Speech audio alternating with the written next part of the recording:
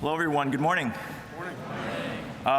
Before I start, I'd like to take a quick selfish moment and take a selfie with this crowd here. Is that all right?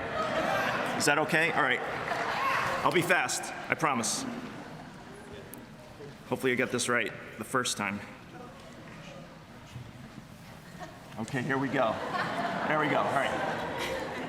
Take one. Try from this side. One. And maybe I'll stitch it together later. All right, thank you. So, hello everyone, and thank you to my hosts here at Wheaton who have graciously invited me to speak in the FOS lecture later today and now here in the chapel. For those of you who don't know me, I am a sociology professor at Baylor University. I teach and research on religion, race relations, civil society, boring, wonky topics in this era, right? As a sociologist, I ask questions about context. And when I was invited to give this chapel talk, my immediate question asked, what is the context in which Paul is writing about his friends Timothy and Epaphroditus? In the kind of vocabulary I might use in sociology, Paul, a Roman citizen, is writing from prison for conveying a religious message with the intention of converting people from whatever they believe and practice to his faith. He belongs to a religious sect that is separated from a minority religious group located in the Palestinian area of the Roman Empire, a hotbed of political unrest. So while Jews were allowed to worship and congregate, they were expected to pay their taxes to Rome and accept Roman governance as opposed to self-governance. And it was the second factor that was the problem. And in Paul's time, the Jewish community was persecuted by the Roman Empire under legally sanctioned violence against the people group. So my question is, what if the law of the land is unjust? What if the law primarily protects and advocates for the interests of the powerful class? That is a fundamental question that many of us American Christians do not grapple with consistently. In Paul's era, his religious identity placed him at odds with his society. When we fast forward to our time in the early 21st century, we find that religious identities stand alongside other identities that are stigmatizing and arguably more consequential in the United States. In the United States, the majority of Americans identify as Christians, while other identities such as being Muslim, Jewish, Sikh, or even atheist have minority status. Similarly, those who identify as white, non-Hispanic, stand as the majority racial group in the United States, while African Americans, Latinos, Asian Americans, Native Indigenous people groups are all minorities in racial classification. So when we think about Paul in his context, a religious minority in a semi-representative empire, we should ask how our current circumstances shape which groups are stigmatized. And we want to do so because this relates to the passage that we read today. Paul spends these verses mentioning and commending his co-workers Timothy and Epaphroditus to the church of Philippi. In both examples, they are allies of Paul, an individual who not only faces social stigma for his religious identity, but also now is imprisoned, no longer free to go about daily life in the world outside of the prison. At the time of his writing this letter, Paul has no certainty of anything. His life might be in jeopardy this very day. His situation is a textbook definition of vulnerability. And in that context and in his specific social location, Paul has allies. So, what is an ally? Paul describes Epaphroditus as a fellow soldier, which is one definition for the term ally. If we think of Epaphroditus as representing a nation in some military cooperation with Paul and his nation. So Timothy and Epaphroditus serve as two examples of allies. And what's particularly important for this passage is that allyship often entails one group or individual leveraging their privilege, their resources, on behalf of another group that faces marginalization, vulnerability, or some kind of social stigma. It's striking to me how Paul speaks in such glowing terms of his allies that he's sending to Philippi. Timothy, as I'm sure you all know, was not a Philippian, but was definitely a faithful co-minister with Paul to the church in Philippi, among others. Epaphroditus, on the other hand, actually was from the Philippian church and was apparently a highly educated and high-status person in his community, serving as a lawyer. Now, comedians today love the trash talk on lawyers as ethically suspect, but back in Paul's time, lawyers were highly regarded and trusted with all kinds of things. And one of those is finances.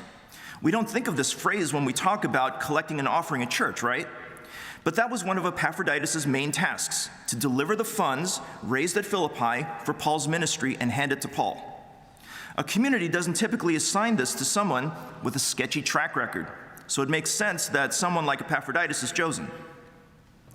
Now most, if not all of you, will be graduating from one of the most prestigious Christian liberal arts colleges in the United States, and some might say the premier Christian liberal arts college. In theory, this should open doors of opportunity for you, opportunities to become lawyers or someone in a professional field like Epaphroditus. With those opportunities come access to resources both in the material and social senses. The material resources are obvious: high-paying job, investments, retirement accounts. But notice that Epaphroditus leverages his resources, his privileges that come with being a highly respected member of his community. He leverages those resources for someone in dire circumstances. Paul is in prison. He has no mobility, no direct means by which he can reach the church communities he helped establish. Paul is in a position of vulnerability. Epaphroditus and Timothy use what resources they have to do the work that Paul cannot, given his circumstances. In your lives, you too may be in a position like Timothy and Epaphroditus. Some of you might be thinking, well, maybe, but if I would need to be in a country where Christianity wasn't allowed, and then there'd be all this persecution, so I don't know. But that takes the message to a very narrow one-to-one understanding. In American society today, we continue to struggle with injustices in need of the gospel. How do we administer the gospel to a society filled with injustice? We're not going to don a Kevlar vest and a cape and mask, scaring bad guys in dark alleys and shouting, "Repent thou of thine wicked ways." Maybe you might say, "I am vengeance." I don't know. But the point is, we're not Batman, and this is not Gotham City. So how do we handle injustice as allies with access to needed resources in our world? I mentioned, too, that the kinds of opportunities or privileges that come with the status of Epaphroditus were not just material, but also social. And it's the social resources that, to me, are the more interesting factor. Social resources refer to the subjective benefits that come with status. People with a certain level of status find themselves in spaces, networks, communities where they can potentially meet others with greater status or access to even more resources.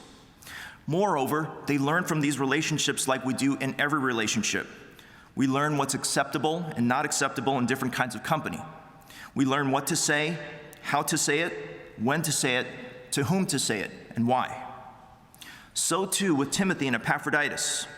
They knew how to talk to the Romans, how to talk to merchants and other middle-status, middle-class working people. As someone trained in the law, Epaphroditus likely ran into or encountered prominent lawyers and judges and other members of the legal and political system that they lived in. And while they are entrusted with some material resources, we want to get a more realistic picture of what that entails. The blunt picture that we imagine has Timothy and Epaphroditus walking into Paul's jail cell with a bag of coins weighing 20 pounds or the imperial Roman equivalent. "Here you go, Paul. We'll check in with you later." They give each other a fist bump. "That's how we do." And then they walk out. The more realistic picture is that Epaphroditus and Timothy use the funds for Paul's ministry through all the relationships with the people who have important resources for the community of believers. Timothy and Epaphroditus likely knew who to talk to for a nearby physician, for a local grocer, for local tent makers. They could work these relationships for the benefit of the community in that area. They are able to work these relationships because they have social resources, or what we call in sociology, social capital, that they can deploy to gain material resources needed. Now, as a brief shout out to Epaphroditus, who doesn't get as much of the limelight as Timothy in the scriptures, Epaphroditus leverages his social capital to gain material resources while he's sick. Recall that Paul says that Epaphroditus was sick even to the point of death, and yet he still had the tenacity and fortitude to make the connections happen and help the people who needed it. I take from this the encouragement that whatever issue or problem you think might make you too vulnerable to help, it doesn't have to be that way. You can still make a difference where you are and with what God gave you. That is the mark of being an ally. Now, while most of you probably don't have access to the level of material resources of Timothy and Epaphroditus, you do have social capital, or are in the process of gaining it. How?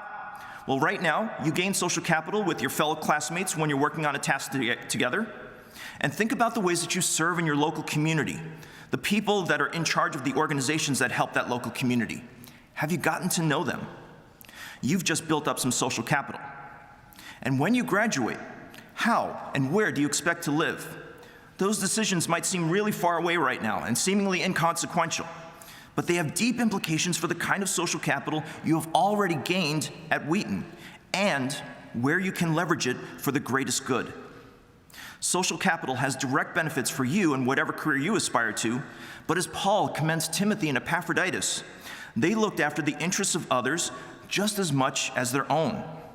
Think about the opportunities in front of you, and that this is not just your moment for yourself, but it could be the moment that someone with considerable power, considerable influence, and resources may become aware of social inequities that they didn't know about and that matter to you.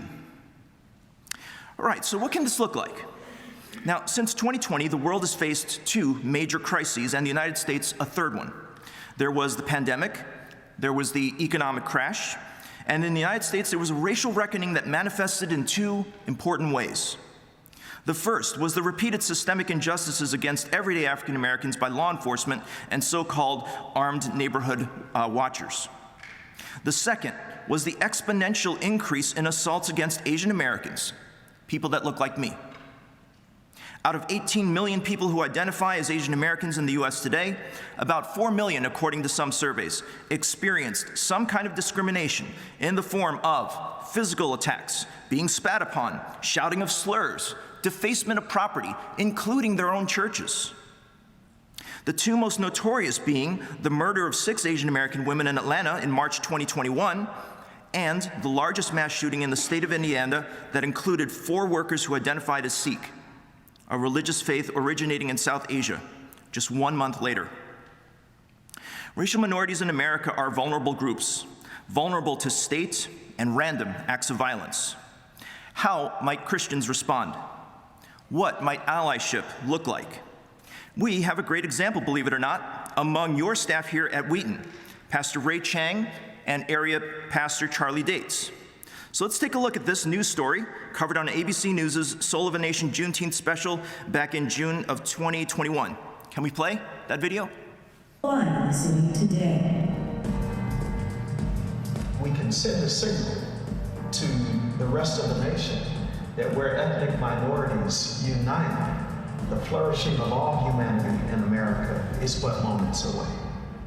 Last year, Pastor Charlie Dates was approached by his longtime friend, Pastor Raymond Chang, who felt called to bring their communities together. Black people in this country are racially targeted, harassed, reported, discriminated against, and even killed. Chang put together a march, 1,000 strong, from a historically Chinese church to a historically black one. It felt like we were declaring that we were putting an end to a stronghold that had kept our communities at odds with each other. It represented the fact that with God, anything really is possible. With the rise in attacks against Asian Americans, the two men have joined forces to draw attention to their communities' shared struggles. When we divide, the racists win. We're not going to do that. They say true collaboration must be rooted in love and humility. Humility will make you get up and lay your privilege aside for the benefit of someone else. People have to count the cost and see if the work that they're doing requires anything of them beyond throwing something up into the Twitter sphere or onto Instagram. Thank you very much.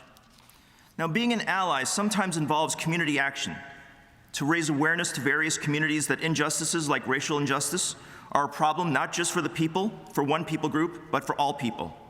And as you saw in the video, Pastor Chang and Pastor Dates had then organized a march where thousands of Asian American Christians had marched from a historic Asian American church to a historic black church just over a mile away to stand for black lives and black dignity, something that has never been seen before in our nation's history. It was so significant that it echoed throughout the country, where both Christians and even non-Christians took notice. It was incredible for me to watch the work of Pastors Ray and the newly founded Asian American Christian Collaborative and Pastor Charlie alongside the historic African American Christian community as they bore witness to the gospel. So what about you? What does this being an ally for someone or some group that faces social stigma mean for you? It could mean joining in on a public demonstration or solidarity like we just saw, but it could also mean reflecting on the resources you have access to through your social relationships. Are there people or organizations that you know about who may want to be an ally but simply don't know how? We could bring up these kinds of marginalized groups and social justice endeavors and try to persuade such individuals or groups to join in, to leverage their resources for a good that is greater than themselves. Timothy and Epaphroditus were willing to risk their lives to be allies for Paul, who was a stigmatized minority suffering under injustice. Epaphroditus almost gave his life to be such an ally to Paul. Naturally, we can think, sure, Paul was worth it. Paul, the great missionary and New Testament author, I'd give his life to be an ally for him. But why should we be allies for the stigmatized minorities in America today? Do they deserve our sacrifice? We might not think so unless we remember that there is another ally mentioned in Philippians 2. In the very beginning of the passage, Paul says, I hope in the Lord Jesus. The only reason Paul can be such a great missionary, the only reason Timothy and Epaphroditus can be such great allies, is because Jesus was an ally for them first. And Jesus was an ally to you too. Jesus did not just stand up against injustice to be your ally, he submitted himself to injustice to be your ally. Injustices that we have done ourselves, injustices that our society or even our communities or institutions have done either to ourselves or to others.